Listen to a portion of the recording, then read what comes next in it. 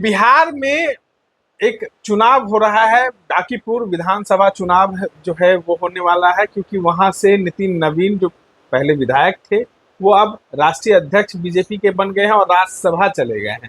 देखिए, यहाँ पर चुनाव की घोषणा हो गई है और नॉमिनेशन का डेट भी तय हो गया, लेकिन भारतीय जनता पार्टी की तरफ से उम्मीदवार बनाया भी गया और उम्मीदवार का नाम वापस भी हो गया। जी हाँ, हम बात कर रहे हैं जो उम्मीदवार भारतीय जनता पार्टी के थे, बंटी, उन्होंने अपना नॉमिनेशन वापस ले लिया है। और कई सूत्रों के हवाले से ये बातें सामने आ रही हैं कि बंटी के माता पिता के ऊपर जो है चारा घोटाला में आरोप लगे हुए थे। इन्हीं कारणों के वजह से बंटी का नॉमिनेशन जो है वो वापस लिया गया। हमारे साथ पूर्व आईपीएस अधिकारी अमिताभ कुमार दास सर हैं।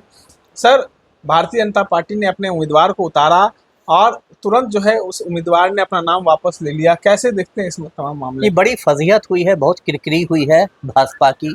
और जैसा आपने बताया, बांकीपुर की सीट को नितिन नवीन ने खाली किया है, जो भाजपा के राष्ट्रीय अध्यक्ष हैं। तो कहीं ना कहीं नितिन नवीन की प्रतिष्ठा जुड़ी हुई है बांकीपुर सीट से। कहीं ना कहीं 7वीं फिल्म मुख्यमंत्री की प्रतिष्ठा भी जुड़ी हुई है बांकीपुर सीट से। और बांकीपुर की सीट काफ़ी हॉट हो गई है, क्योंकि यहाँ प्रशांत किशोर ने भी एंट्री ले ली है, जो जन स्वराज पार्टी के सूत्रधार हैं, और उन्होंने घूम घूम के काफ़ी माहौल बना दिया है। भाजपा ने यहाँ अभिषेक सिन्हा बंटी को खड़ा किया था और लोग कह रहे थे कि बड़े ज़मीनी नेता हैं, ज़मीनी कार्यकर्ता हैं। हालांकि मेरे जासूसों ने खबर दी थी कि अभिषेक सिन्हा बंटी नितिन नवीन के घर में सब्जी लाने का काम करते थे, इसलिए इनको खड़ा किया गया है। अच्छा, नितिन नवीन नहीं आगे किया था? हाँ, नितिन नवीन नहीं, ये नितिन नवीन की ही पसंद थे। उसके बाद इन्होंने धूमधाम से नामांकन भी दाखिल किया, पर्चा भी भरा, जिसमें हमारे 7वीं फिल्म मुख्यमंत्री सम्राट चौधरी भी पहुंचे थे। और भाजपाई लोग बहुत कूद रहे थे कि एकदम ये हो जाएगा, यहाँ तो हम लोग किसी कुत्ते बिल्ली को भी खड़ा कर देंगे, वो भी जीत जाएगा।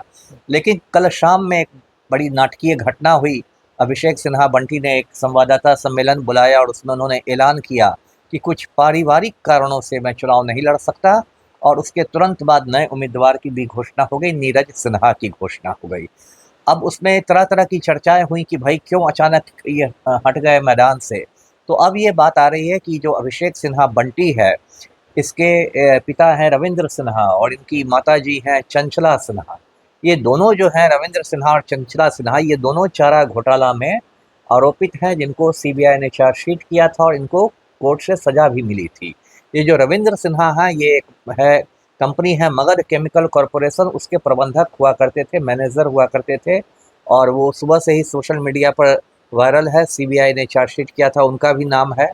तो अब ये बात एक तरह से स्पष्ट हो गई है कि चूंकि अभिषेक सिन्हा बंटी के माता पिता दोनों चारा घोटाला में आरोपित थे, सजा याफ्ता थे, और इस चीज को लेके ये तो बहाना नहीं किया जा रहा है, क्योंकि नीतीश मिश्रा के भी पिता जो उसी पर मैं आ रहा था, चारा घोटाला में उनका भी नाम उसी पर मैं आ रहा था। देखिए, उसी को लेके ये था कि प्रशांत किशोर अभी हमलावर होने वाले थे इसी बात को लेके, तो इसके पहले ही भाजपा ने हटा दिया इनको।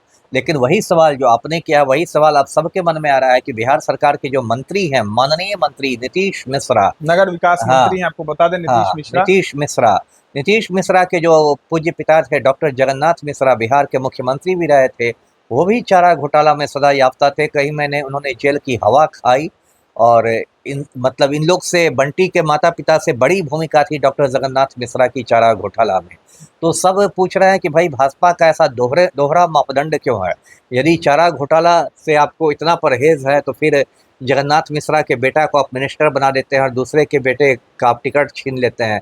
तो जो भी हो, इसमें भाजपा की अच्छी खासी आप कह सकते हैं फजीहत हो गई है, किरकिरी हो गई। किसकी जीत होगी बाकी? प्रशांत किशोर की। नहीं, कई लोग ये भी कह रहे हैं कि प्रशांत किशोर जो है भारतीय जनता पार्टी के पसंद थे, क्योंकि प्रशांत किशोर विधानसभा चुनाव में 243 सीटों पर उम्मीदवार उतारकर भारतीय जनता पार्टी या कहें एनडीए को काफी मदद पहुंचाए थे, काफी ज्यादा सीट आई थी, उसके रूप में इनको तोहफा मिला है और कमजोर कैंडिडेट भारतीय जनता पार्टी वहां से। अब ये तो बहुत दूर की कौड़ी, मुझे देखिए, बोलने वाले कुछ भी बोल सकते हैं, लेकिन मेरा इसमें मैं इससे सहमत नहीं हूँ।